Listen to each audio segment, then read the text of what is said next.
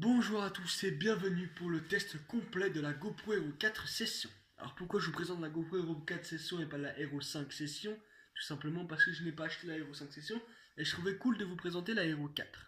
Alors, la Hero 4 c'est un petit boîtier comme ceci, avec sur le dessus un bouton pour allumer la vidéo et pour éteindre, un petit écran pour pouvoir régler la GoPro en quelque sorte avec la GoPro seulement. Ici, il y a un petit clapet, donc on n'a pas besoin de boîtier, de quoi que ce soit, on peut aller dans l'eau jusqu'à 10 mètres comme ceci, sans boîtier, sans rien. Et ici, à l'intérieur, si je focus, il y a un port USB 3.0, alors que sur la nouvelle, il y a de l'USB type C, un endroit pour mettre la carte SD, ça c'est pour prouver que c'est étanche, etc., etc. Alors, sinon, ici, il y a un petit bouton qu'on va cliquer comme ça, tout simplement pour régler la GoPro.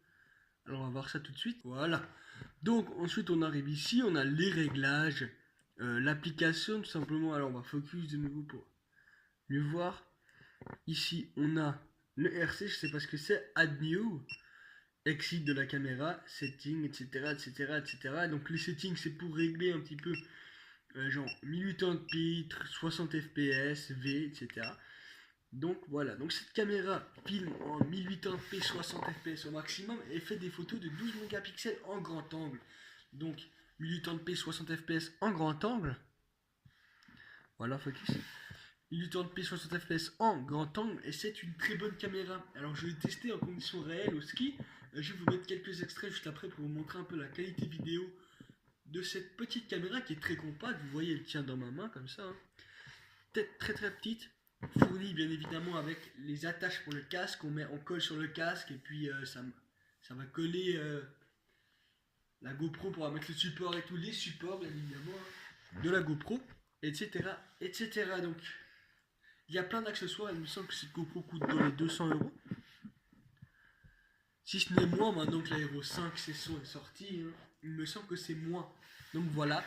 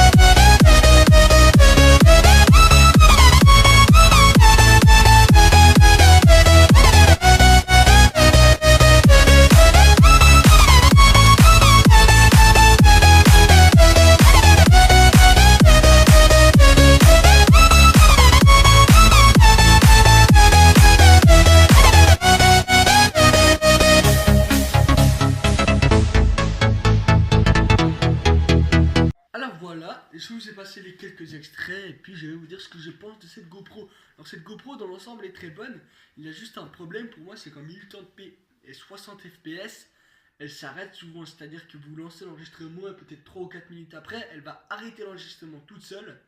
Il faudra attendre ou éteindre la caméra puis la rallumer pour pouvoir continuer à filmer. Donc ce que je vous conseille, c'est peut-être ma carte SD qui bug, je ne sais pas, mais ce que je vous conseille c'est de filmer en 1080p 30 fps. Et là, ça ira beaucoup mieux. Alors, l'autre point faible sur cette petite caméra, c'est qu'elle n'a pas d'écran d'endroit tactile, par exemple comme sur la Hero 5 Session. Excusez-moi, Hero 5 Black, parce que la Session n'a pas d'écran non plus.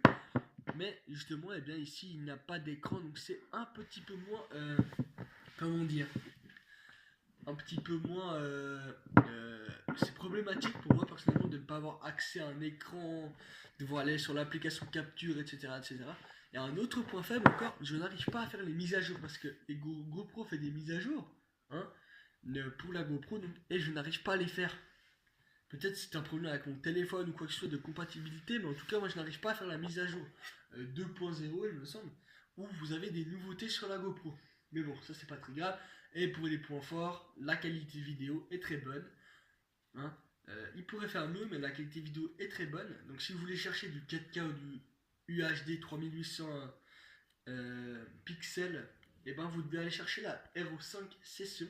Si vous voulez une plus grande GoPro tout simplement, qui est plus, comment dire, plus grande, écran tactile, plus facile d'accès, d'utilisation, je vous conseille la Hero 5 Black. Et pour ceux qui n'ont pas besoin d'une très grande caméra, qui n'utilisent pas tellement souvent une GoPro, celle-ci va très bien. Alors voici déjà la fin de cette vidéo, j'espère qu'elle vous aura plu et à bientôt, ciao.